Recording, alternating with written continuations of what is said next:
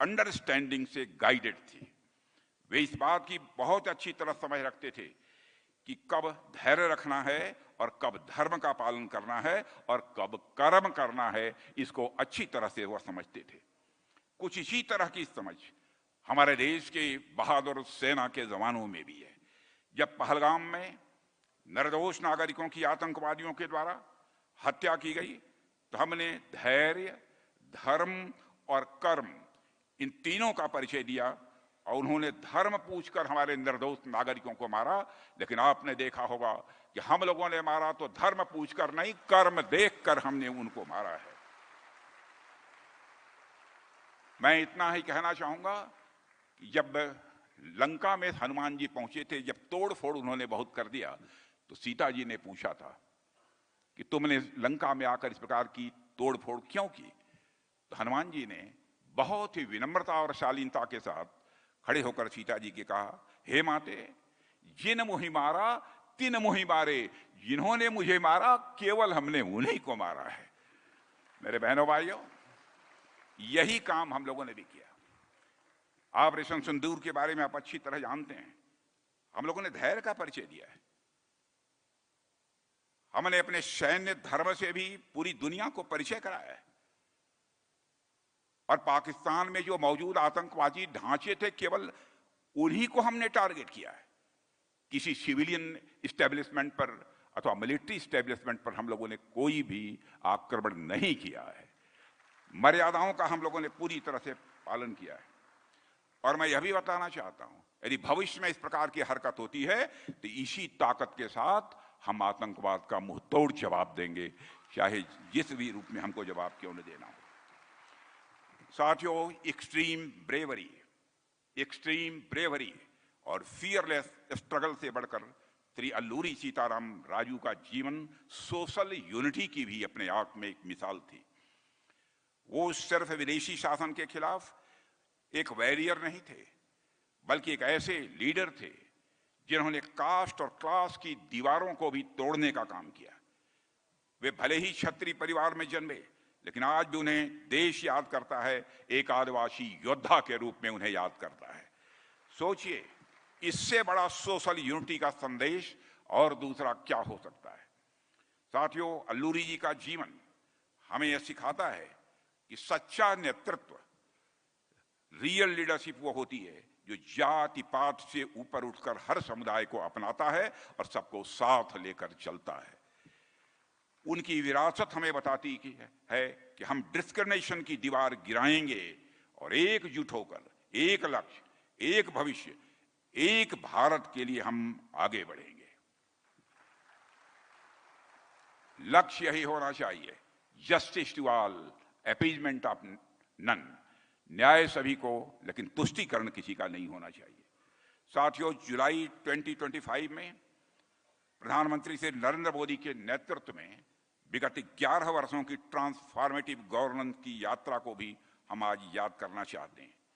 इन वर्षों में हमने सिर्फ सड़कें और मकान ही नहीं बनाए, बल्कि हिस्ट्री और अपनी रूट से जुड़ाव को फिर से मजबूत किया है। विकास की भी चिंता की है और साथ ही साथ विरासत की भी चिंता की है। इस डिटेल में मैं नहीं जाना चाहता।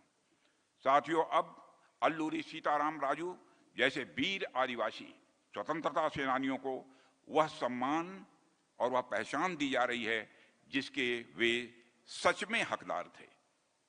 आजादी का अमृत महोत्सव के तहत देश उन अनसंग हीरोज को श्रद्धांजलि दे रहा है जिन्होंने केवल अपने नाम से ही नहीं बल्कि विश्वास, त्याग और बलिदान से इस देश की सेवा की है। साथियों, भारत की आदिवासी जनजातियां सिर्फ स्टैटिस्टिकल नंबर्स नहीं हैं, बल्कि हमारी सभ्यता की धड़कन है और यह हमारी संस्कृति की आत्मा है। 10 करोड़ से ज्यादा आदिवासी बहनों भाइयों, जो देश की 8.6% आबादी है, राष्ट्र निर्माण में उनका योगदान प्राइसलेस है, अनमोल है।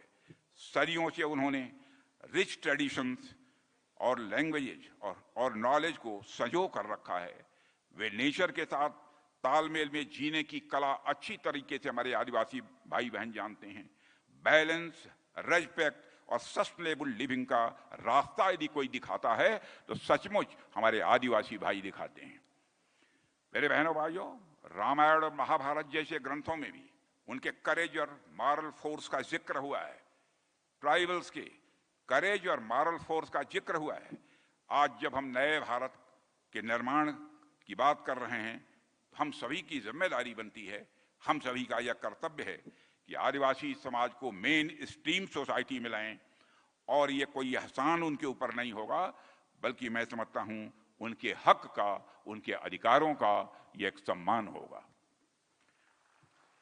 साथियों, पिछले 11 वर्षों में हमारी सरकार ने ट्राइबल डेवलपमेंट के लिए कई ऐतिहासिक योजनाएं प्रारंभ की हैं, जिससे इंक्लूसिव डेवलपमेंट को मजबूती मिली है।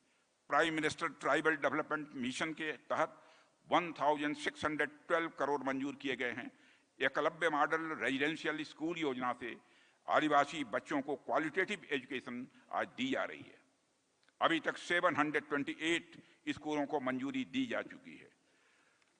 साथियों, स्किल इंडिया मिशन ने लाखों नौजवानों को रोजगार और स्किल से जोड़ा है। वोकल फॉर लोकल योजना से ट्राइबल हैंडीक्राफ्ट, फॉरेस्ट प्रोड्यूस और ट्रेडिशनल नॉलेज को देश विदेश में इस समय बाजार मिला है। 50,000 से अधिक फॉरेस्ट वेल्थ ग्रुप और 4,000 से अधिक डेवलपमेंट सेंटर्स ने फॉरेस्ट प्रोड्यूस को ब्रांडेड प्रोडक्ट्स में बदलकर रोजगार का एक साधन बनाया है। साथियों, हमारी लोकतांत्रिक यात्रा का एक गौरवपूर्ण वह पल तब आया जब इस सरकार में देश को पहली आदिवासी राष्ट्रपति मिली है। अब भारत के इतिहास में पहली बार आदिवासी राष्ट्रपति मिली है। 75 साल में पहली बार सर्वोच्च संवैधानिक पद पर हमारी राष्ट्रपति महामहिम श्रीमती द्रौपदी मुर्मू जी की, जो आदिवासी समाज से आती हैं, और यह भारत के लोकतंत्र की शक्ति है कि वह उड़ीसा के आदिवासी इलाकों से निकलकर आज यहां तक वो पहुंच पाई हैं। साथियों, मैं एक बात और कहकर अपनी बात को समाप्त करूंगा कि खासी, गारो, मिजो और कोल जैसे आदिवासी आंदोलनों ने भी भारत की आजादी की लड़ाई में बहुत ही महत्वपूर्ण भूमिका निभाई है।